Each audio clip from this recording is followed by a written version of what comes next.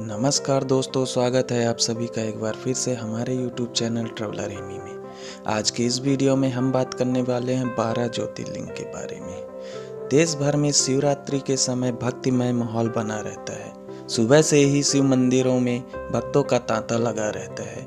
भगवान शिव को भांग धतूरा चढ़ाकर श्रद्धालु उन्हें प्रसन्न करने में जुट जाते हैं ताकि बाबा भोलेनाथ की कृपा उन पर बनी रहे। ज्योतिर्लिंगों के दर्शन के लिए रात से ही शिव भक्त लाइन में लग जाते हैं।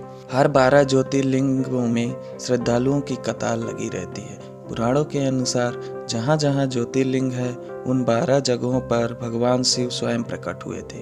कहा जाता है कि इन ज्योतिर्लिंगों के दर्शन, पूजन, आराधना और नाम जपने मात्र से भक्तों के सभी पाप समाप्त हो जाते हैं।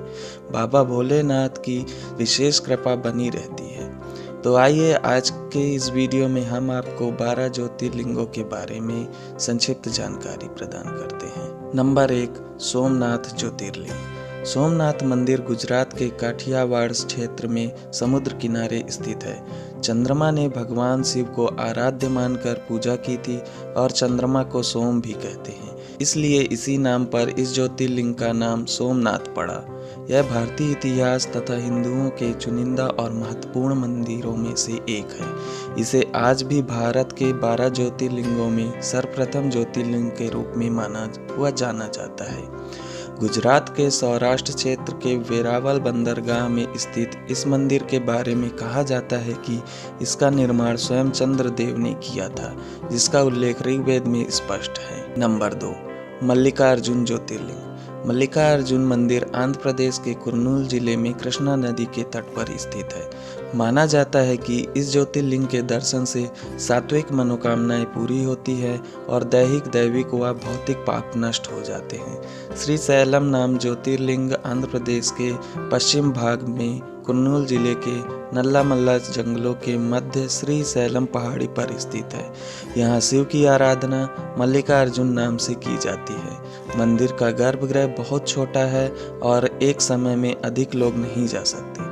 इस कारण यहाँ दर्शन के लिए लंबी प्रतीक्षा करनी होती है। स्कंद पुराण में श्री शैल कांड नाम का अध्याय है। इसमें उपरोक्त मंदिर का वर्णन है।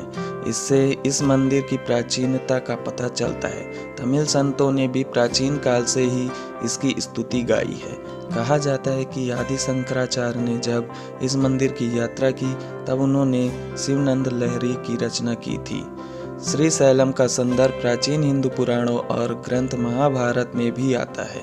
नंबर 3, महाकालेश्वर ज्योतिर्लिंग। मध्य प्रदेश के उज्जैन में क्षिप्रा नदी के तट पर स्थित महाकालेश्वर स्वयंभू दक्षिणमुखी ज्योतिर्लिंग है। देश भर में यह तीर्थ स्थान बाबा महाकाल के नाम से प्रसिद्ध है। पुराणों, महाभारत और कालिदास जैसे महाकवियों की रचनाओं में इस मंदिर का मनोहर वर्णन मिलता है। स्वयंभू, भव्य और दक्षिणमुखी होने के कारण महाकालेश्वर महादेव की अत्यंत पुण्यदायी महत्ता है। इसके दर्शन मात्र से ही मोक्ष की प्राप्ति हो जाती है, ऐसी मान्यता है। प्रतिवर्ष और सिंहस्थ के पूर्व इस मंदिर को सुसज्जित किया जाता है। अगर आप महाकाल दर्शन के लिए जाते हैं तो वहीं से लगभग 8 किलोमीटर की दूरी पर बाबा काल भैरव दर्शन अवश्य करें। नंबर 4, ओमकारेश्वर ज्योतिर्लिंग। ओमकारेश्वर मंदिर मध्य प्रदेश में नर्मदा नदी के किनारे मानधाता पर्वत पर स्थित है। ऐसी मान्यता है कि इनके दर्शन मात्र से पुरुषार्थ चतुष्टय की प्राप्ति होती है। यह मध्य प्रदेश के खंडवा जिले में स्थित है। यह नर्मदा नदी के बीच मानधाता या शिवपुरी नामक द्वीप पर स्थित है। यह भगवान शिव के 12 ज्योतिर्लिंग में से एक है। सदियों पहले भील जनजाति ने इस जगह पर लोगों की बस्तियां बसाई और अब यह जगह अपनी भव्यता और इतिहास से प्रसिद्ध है। यह यहाँ के मोरटक्का गांव से लगभग 14 किलोमीटर दूर बसा है। यह द्वीप हिंदू पवित्र चिन्ह ओम के आकार में बना है। यहाँ पर 2 मंदिर स्थित हैं, ओमकारेश्वर एवं ममलेश्वर। नंबर 5, केदारनाथ ज्योतिर्लिंग। केदारनाथ धाम उत्तराखंड में अलकनंदा और मंदाकिनी नदियों के तट पर स्थित है।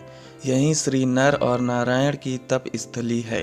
कहा जाता है कि उन्हीं की प्रार्थना पर शिव ने यहाँ अपना वास स्वीकार किया था। उत्तराखंड में हिमालय पर्वत की गोद में केदारनाथ मंदिर 12 ज्योतिर्लिंग में सम्मिलित होने के साथ 4 धाम एवं पंच केदार में से भी एक है।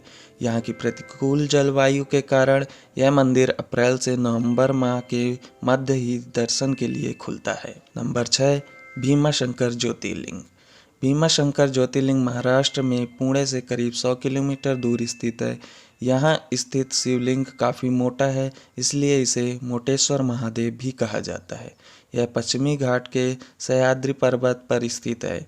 यहीं से भीमा नदी भी निकलती है। यह दक्षिण पश्चिम दिशा में बहती हुई रायचूर जिले में कृष्णा नदी से जा मिलती है। यह भगवान शिव का प्रसिद्ध ज्योतिर्लिंग है। अगर आपने अभी तक इस चैनल को सब्सक्राइब नहीं किया है तो सब्सक्राइब करना ना भूलें। ऐसे ही ट्रैवल रिलेटेड इन्फॉर्मेशन आपको मिलता रहेगा। तो चलिए आगे बात करते हैं। नंबर 7, विश्वनाथ ज्योतिर्लिंग। धर्मनगरी काशी में काशी विश्वनाथ का मंदिर गंगा नदी के तट पर स्थित है। ऐसी मान्यता है कि हिमालय छोड़कर भगवान शिव ने यहीं अपनी स्थायी निवास बनाया था। इसी वजह से ऐसा माना जाता है कि प्रलय काल का इस नगरी पर कोई असर नहीं पड़ता है। ऐसा माना जाता है कि एक बार इस मंदिर के दर्शन करने और पवित्र गंगा में स्नान कर लेने से मोक्ष की प्राप्ति होती है। महाशिवरात्रि की मध्य रात्रि में प्रमुख मंदिरों से भव्य शोभा यात्रा ढोल नगाड़े इत्यादि के साथ बाबा विश्वनाथ जी के मंदिर तक जाती है। नंबर 8, त्र्यंबकेश्वर ज्योतिर्लिंग। त्र्यंबकेश्वर मंदिर महाराष्ट्र के नासिक से 30 किलोमीटर पश्चिम में स्थित है। गोदावरी नदी के किनारे स्थित यह मंदिर काले पत्थर से बना है। माना जाता है कि ऋषि गौतम और पवित्र नदी गोदावरी की प्रार्थना पर ही भगवान शिव ने इस स्थान पर अपने वास की स्वीकृति दी थी। मंदिर के अंदर 3 छोटे छोटे लिंग हैं। ब्रह्मा, विष्णु और शिव इन तीनों देवों के प्रतीक माने जाते हैं। नंबर 9, नागेश्वर ज्योतिर्लिंग। नागेश्वर मंदिर गुजरात में द्वारकापुरी से 70 मील दूर स्थित है। कहते हैं कि भगवान शिव की इच्छा अनुसार ही इस ज्योतिर्लिंग का नामकरण किया गया है। यह शिव जी के 12 ज्योतिर्लिंगों में से एक है। हिंदू धर्म के अनुसार नागेश्वर अर्थात नागों का ईश्वर होता है। यह विष आदि से बचाव का सांकेतिक भी है।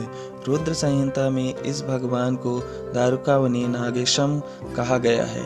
इस पवित्र ज्योतिर्लिंग के दर्शन की शास्त्रों में बड़ी महिमा बताई गई है। कहा गया है कि जो श्रद्धापूर्वक इसकी उत्पत्ति और महात्म्य की कथा सुनेगा वह सारे पापों से छुटकारा पाकर समस्त सुखों का भोग करता हुआ अंत में भगवान शिव के परम पवित्र दिव्य धाम को प्राप्त होगा। नंबर 10, वैद्यनाथ ज्योतिर्लिंग। बाबा बैजनाथ या वैद्यनाथ मंदिर झारखंड के देवघर जिले में स्थित है। कहा जाता है कि एक बार रावण ने तप के बल से शिव को लंका ले जाने की कोशिश की, लेकिन रास्ते में व्यवधान आ जाने से शर्त के अनुसार शिव जी यहीं स्थापित हो गए। पवित्र तीर्थ होने के कारण लोग इसे वैद्यनाथ धाम भी कहते हैं। जहाँ पर यह मंदिर स्थित है उस स्थान को देवघर अर्थात देवताओं का घर कहते हैं। वैद्यनाथ स्थित होने के कारण इस स्थान को देवघर नाम मिला है। यह एक सिद्ध पीठ है। कहा जाता है कि यहाँ पर आने वालों की सारी मनोकामनाएं पूर्ण होती है। इस कारण इस लिंग को कामना लिंग भी कहा जाता है। नंबर 11, रामेश्वरम ज्योतिर्लिंग। रामेश्वरम मंदिर तमिलनाडु राज्य में स्थित है। ऐसी मान्यता है कि रावण की लंका पर चढ़ाई से पहले भगवान राम ने जिस शिवलिंग की स्थापना की थी वही रामेश्वरम के नाम से विश्वविख्यात हुआ। रामेश्वरम हिंदुओं का एक पवित्र तीर्थ है। यह तमिलनाडु के रामनाथपुरम जिले में स्थित है। यह तीर्थ हिंदुओं के 4 धामों में से एक है। इसके अलावा यहाँ स्थापित शिवलिंग 12 द्वादश ज्योतिर्लिंगों में से एक माना जाता है। भारत के उत्तर में काशी की जो मान्यता है वही दक्षिण में रामेश्वरम की है। रामेश्वरम चेन्नई से लगभग 425 मील दक्षिण पूर्व में है। यह हिंद महासागर और बंगाल की खाड़ी से चारों ओर से घिरा हुआ एक सुंदर शंख आकार द्वीप है।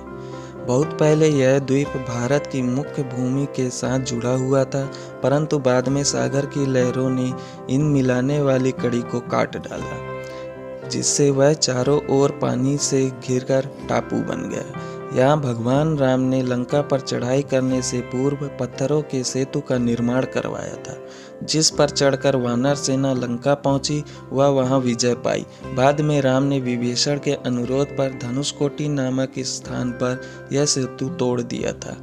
आज भी इस 30 मील लंबे आदि सेतु के अवशेष सागर में दिखाई देते हैं। यहाँ के मंदिर के तीसरे प्रकार का गलियारा विश्व का सबसे लंबा गलियारा है। नंबर 12, घृष्णेश्वर ज्योतिर्लिंग। शिव का 12वां ज्योतिर्लिंग घृष्णेश्वर के नाम से प्रसिद्ध है। इसे गुमेश्वर के नाम से भी जाना जाता है। यह मंदिर महाराष्ट्र के दौलताबाद से 18 किलोमीटर दूरी स्थित है। शहर से दूर स्थित यह मंदिर सादगी से परिपूर्ण है। 12 ज्योतिर्लिंगों में यह अंतिम ज्योतिर्लिंग है। इनसे घुमेश्वर या घृष्णेश्वर भी कहा जाता है। तो अभी तक आपने इस वीडियो में 12 ज्योतिर्लिंगों के बारे में जाना है।